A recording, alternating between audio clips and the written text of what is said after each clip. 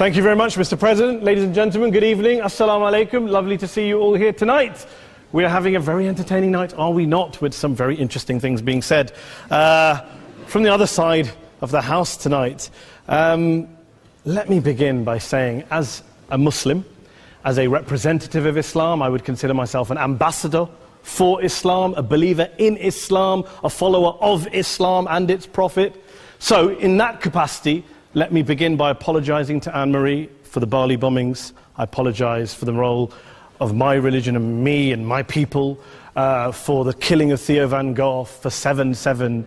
Yes, that was all of us. That was Islam, that was Muslims, that was the Quran. I mean, astonishing claims to make in the very first speech tonight, on a day like today, where the Conservative Prime Minister of the United Kingdom is having to come out and point out that these kind of views are anathema. And I believe you're trying to stand for the Labour Party to become an MP in Brighton. If you do, and you make these comments, I'm guessing you'll have the whip withdrawn from you, but then again, UKIP's on the rise, they'll take you, the BNP, they might have something to say about your views. This is what Mehdi Hassan always does. By the way, just on a factual point, since we heard a lot about the second speaker, about how backward we Muslims all are, on a factual point, you said that Islam was born in Saudi Arabia. Islam was born in 610 AD. Saudi Arabia was born in 1932 AD. So you were only 1,322 years off. Not bad? Not bad start there.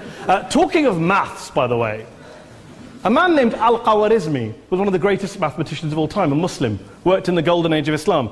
He's the guy who came up with not just algebra, but algorithms. Without algorithms, you wouldn't have laptops. Without laptops, Daniel Johnson tonight wouldn't have been able to print out his speech in which he came to berate us Muslims for holding back the advance and intellectual achievements of the West, which all happened without any contribution from anyone else other than the Judeo-Christian people of Europe. In fact, Daniel David Levering, the author of the Pulitzer Prize-winning historian and author of The Golden Crucible, points out that there would be no Renaissance, there would be no Reformation in Europe without the role played by Ibn Sina and Ibn Rushd and some of the great Muslim theologians, philosophers, scientists in bringing Greek texts to Europe.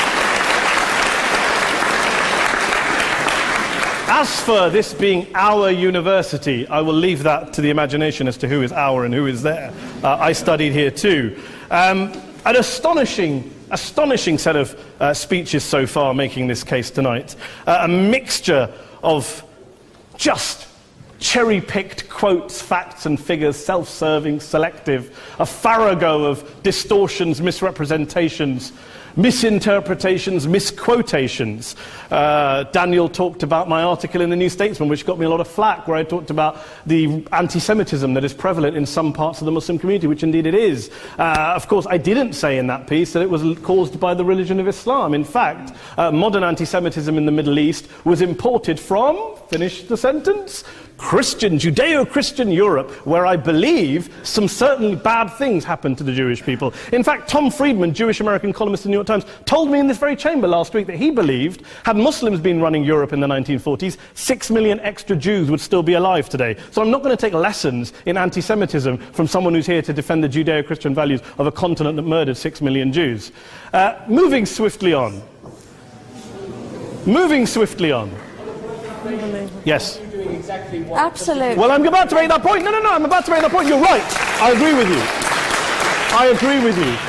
you 110%. That is my point. I don't think Europe is evil or bad. I'm a very proud European. I don't want to judge Europe on that basis, but if we're going to play this gutter game where we pull out the Bali bombing and we pull out examples of anti-Semitism in the Islamic community, then of course I'm going to come back and say, well, hold on. I mean, look, let's be very clear. Daniel here was a last-minute replacement for Douglas Murray, who had to pull out. And Douglas and I have a well-documented differences, but to be fair to Douglas, as to be fair to Anne-Marie and to Peter, atheists.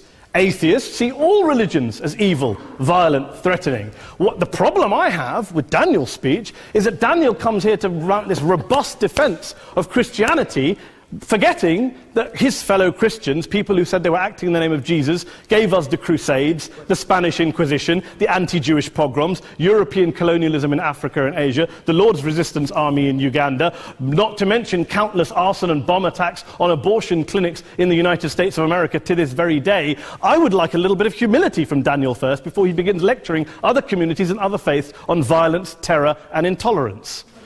But, no thank you. Some water. But I would say this, to address the gentleman's very valid point here, I'm not going to play that game. I don't actually believe that Christianity is a religion of violence and hate because of what the LRA does in Uganda or what Crusaders did to Jews and Muslims in Jerusalem when they took back the city in the 12th or 13th or whatever century it was. I believe that Christianity, like Islam, like pretty much every mainstream religion, is based on love and compassion and faith. I do follow a religion in which 113 out of the 114 chapters of the Quran begins by introducing the God of Islam as a God of mercy and compassion. I would not have it any other way. I don't follow a religion which introduces my God to me as a God of war, as some kind of Greek God of wrath, as a God of hate and injustice. Not at all. As Adam pointed out, you go through the Quran and you see the mercy and the love and the justice. And yes, you have verses that refer to warfare and violence. Of course it does. This is not a motion about pacifism. I'm not here to argue that Islam is a pacifistic faith. It is not. Islam allows military action, violence in certain limited contexts. And yes, a minority of Muslims do take it out of that context. But is it religious? We talked about Woolwich. Daniel and Anne-Marie have suggested that it's definitely religion that's behind all of this. Well, actually, what I find so amusing tonight is we're having a debate about Islam. And the opposition tonight have come forward. We have a graduate in law, a graduate in modern history, a graduate in chemistry. And, you know, I admire all of their intellects and their abilities, but we don't have anyone who's actually an expert on Islam, a scholar of Islam, a historian of Islam, a speaker of Arabic, even a terrorism expert or a security expert or a pollster, let alone to talk about what Muslims believe or think. Instead, we have people coming here, putting forward these views, putting forward these sweeping opinions. Listen to Professor Robert Pape of the University of Chicago, one of America's leading terrorism experts, who, unlike our esteemed opposition tonight, studied every single case of suicide terrorism between 1980 and 2005, 315 cases in total. And he concluded, and I quote, "There is little connection between suicide terrorism and Islamic fundamentalism or any of the world's religions. Rather, what nearly all suicide terrorist attacks have in common is a specific secular and strategic goal to compel modern democracies to withdraw military forces from territory that the terrorists consider to be their homeland." And the irony is, when we talk about terrorism, the irony is that the opposition and the Muslim terrorists, the Al-Qaeda types, actually have one thing in common. Because they both believe that Islam is a warlike, violent religion. They both agree on that. They have everything in common. Osama bin Laden would be nodding along to everything he's heard tonight from the opposition side. He agrees with them. The problem is that mainstream Muslims don't. The majority of Muslims around the world don't. In fact, a gentleman here started quoting all sorts of polls. Gallup carried out the biggest poll of Muslims around the world, of 50,000 Muslims in 35 countries. 93% of Muslims rejected 9/11 and suicide attacks. And of the 7% who didn't, they all, when polled and focus grouped, cited political reasons for their support for violence, not religious reasons. And as for Islamic scholars and what they say, well, Daniel talks about our University of Oxford. We'll go down to Oxford Centre for Islamic Studies, get hold of a man named Sheikh Afifi al-Akiti, who is a massively well-credentialed and well-respected Islamic scholar, who has studied across the world, who in the days after 7/7 published a fatwa denouncing terrorism in the name of Islam, calling for the protection of all non-combatants at all times, and describing suicide bombings as an innovation with no basis in Islamic law. Go and listen to Sheikh Tahir al-Qadri, one of Pakistan's most famous Islamic scholars, who published a 600-page fatwa condemning the killing of all innocents and all suicide bombings unconditionally without any ifs or buts. There's nothing new here. This is mainstream Islam, mainstream scholarship, which has said this for years. You don't go out and kill people willy-nilly in the high street or anywhere else, on a bus or a mall, based on verses of the Quran that you cherry-pick without any context, any understanding, any interpretation, or any commentary. Point of information. Please. Well, it doesn't happen apparently. I didn't say it doesn't happen at all. I never said it didn't happen. I don't blame Islam. Yes, it's a very good point. And a lot of us are campaigning against that. And we're campaigning against it in the name of Islam. We're campaigning against it in the name of various interpretations of Islam. Anne-Marie comes and scares us with her talk of Sharia law. I would like to see the book of Sharia law. It doesn't exist. People argue over what Sharia law is. And you empower the extremists by saying there is only one version. You empower them all. I don't believe you took any interruptions, Anne-Marie, so I think you should stay there for a moment. Several countries. Here's what we're dealing with. Here's what we're dealing with. We are dealing, I took your point. Here we are dealing with a 1400-year-old global religion, followed by 1.6 billion people in every corner of the world, a quarter of humanity, of all backgrounds, cultures, ethnicities. And yet the opposition tonight wants to generalize, stereotype, smear, in order to desperately win this debate. And here's my question, if we're going to generalize and smear. If, okay, people say yesterday's bombers, and we've got to be careful, there's a trial going on, were yesterday's attackers, motivated by Islam? Big debate. I don't believe they were. Let's say they were. Let's say Faisal Shahzad, the Times Square bomber, was motivated by Islam. Let's assume, for sake of argument, that Richard Reeves, the shoe bomber, was motivated by Islam. If Islam is responsible for these killings, if Islam is what is motivating these people, and Islam is therefore not a religion of peace, a religion of war, then ask yourself this question: why aren't the rest of us doing it? Why is it such a tiny minority of Muslims are interpreting their religion in the way that the opposition claim they are? Let's assume there are 16,000 suicide bombers in the world. There aren't. Let's assume there are for the sake of argument.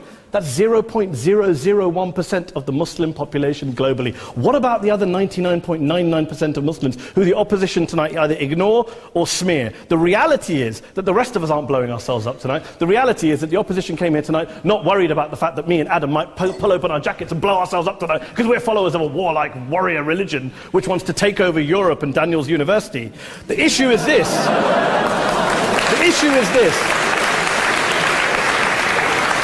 Unless the opposition can tell us tonight, and Peter Atkins is here, one of our great atheist intellectuals, can tell us tonight, can answer this question tonight: why don't the vast majority of Muslims around the world behave as violently and aggressively as a tiny minority of politically motivated extremists? Then they might as well give up and stop pretending they have anything relevant to say about Islam or Muslims as a whole. Ladies and gentlemen, let me just say this to you. Think about what the opposite of this motion is. If you vote no tonight, think about what you're saying the opposite of this motion is. That Islam isn't a religion of peace, it's a religion of war, of violence, of terror, of aggression. That the people who follow Islam, me, my wife, my retired parents, my 6-year-old child, that 1.8 million of your fellow British residents and citizens, that 1.6 billion people across the world, your fellow human beings, are all followers, promoters, believers in a religion of violence. Do you really think that? Do you really believe that to be the case? They say that in the Oxford Union, the most famous debate was in 1933, when Adolf Hitler looked out for the result of the King and Country motion, where they voted against fighting for King and Country, and Hitler was listening out for the result. Well, tonight, 80 years on, there are two groups of people around the world who I would argue are waiting for the result of tonight's vote. There are the millions of peaceful, non-violent, law-abiding Muslims, both in the UK, Europe, Asia, Africa and beyond, who see Islam as the source of their identity, as a source of spiritual fulfillment, of hope, of solace.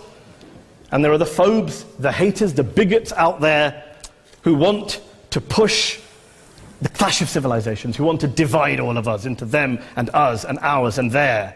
Ladies and gentlemen, I urge you all not to fuel the arguments of the phobes and bigots. Don't legitimize their divisions. Don't legitimize their hate. Trust those Muslims who you know, who you've met, who you hear, who don't believe in violence, who do want you to hear the peaceful message of the Quran as they believe it to be taught to the majority of Muslims, the Islam of peace and compassion and mercy, the Islam of the Quran, not of Al-Qaeda. Ladies and gentlemen, I beg to propose this motion to the House. I urge you to vote yes tonight. Thank you very much for your time.